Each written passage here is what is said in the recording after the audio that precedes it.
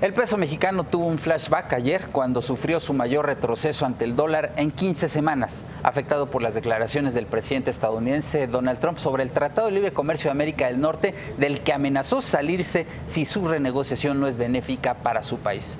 Sobre la base de esta corrección, ¿cuál es la perspectiva del peso?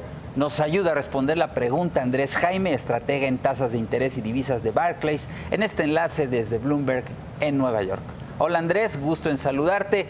¿Crees que el ajuste que experimentó el peso esta semana responde a un tema coyuntural como la declaración de Trump contra el Tratado de Libre Comercio? Si es el caso, ¿retomará el tipo de cambio la tendencia a la baja que inició el 20 de enero? Hola, Víctor.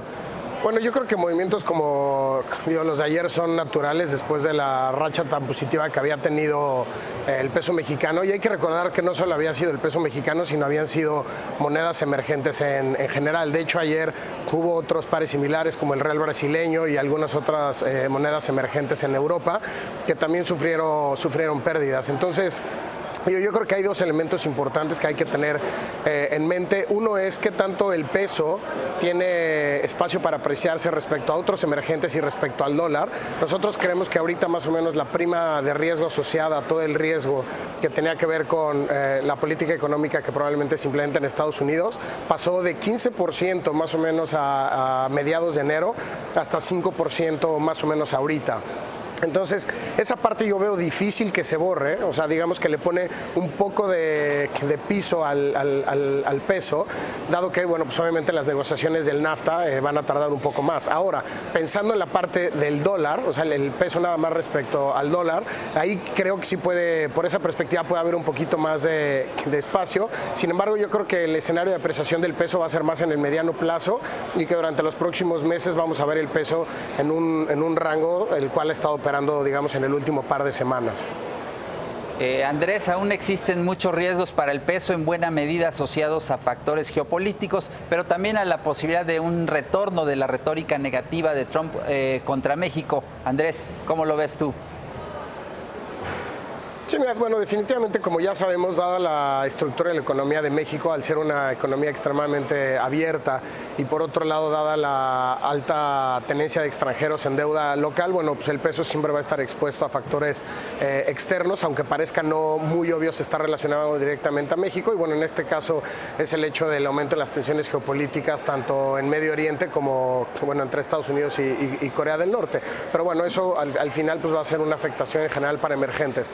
Ahora, respecto a Estados Unidos, digo, al final yo creo que sí va a seguir un factor que va a seguir influenciando. Sin embargo, yo creo que ya una vez que tanto el mercado como yo creo que un poco la administración de Estados Unidos se ha dado cuenta que una posible terminación del NAFTA o medidas bastante fuertes anticomerciales en contra de México, al final México no será el único perdedor, y eso yo creo que a la hora de la nueva administración, el darse cuenta, pues la probabilidad de que realmente se lleven cambios sustanciales que afecten de manera tan severa a México, yo creo que esa probabilidad ha disminuido de manera importante. Entonces, en resumen, digo, si bien va a ser un factor, yo no esperaría la misma volatilidad que experimentamos a principios de año.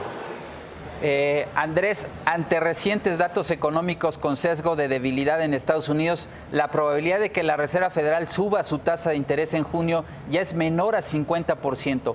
¿Tú cómo lo ves? Y en ese sentido, te pregunto, ¿el Banco de México seguirá en sintonía con la Fed?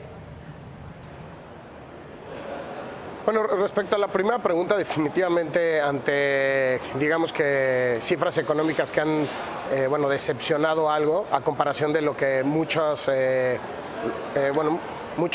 indicadores adelantados apuntaban hacia una mejor recuperación, bueno, pues esa divergencia yo creo que sí le quita argumentos a la Reserva Federal para aumentar tasas tan pronto como en junio, pero lo que yo creo que sí es un hecho es que la Reserva Federal está en un ciclo restrictivo, el cual, digo, va a ser lento, pero de ninguna manera cambia la expectativa de que por lo menos lleve a cabo un par de aumentos más. Entonces ahora va a ser difícil decir si va a ser junio, va a ser septiembre. Esa parte va a depender mucho puntualmente de los datos que vayan saliendo, pero yo lo que sí creo es que la Reserva Federal, digamos que está en un camino firme a continuar normalizando la política monetaria. Ahora, respecto a Banxico, Nosotros seguimos creyendo que va a seguir a la Reserva Federal con sesgo A. En una de esas, asumamos que por ejemplo la Reserva Federal no sube en la próxima reunión de junio, bueno, pues Banxico podría llegar a aumentar, bueno, dependiendo de las próximas cifras de inflación, ¿no? En donde, bueno, pues parece que no, bueno, la inflación no ha tocado un pico como algunas personas anticipaban.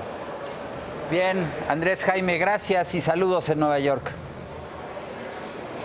Gracias, Víctor. El Fondo Monetario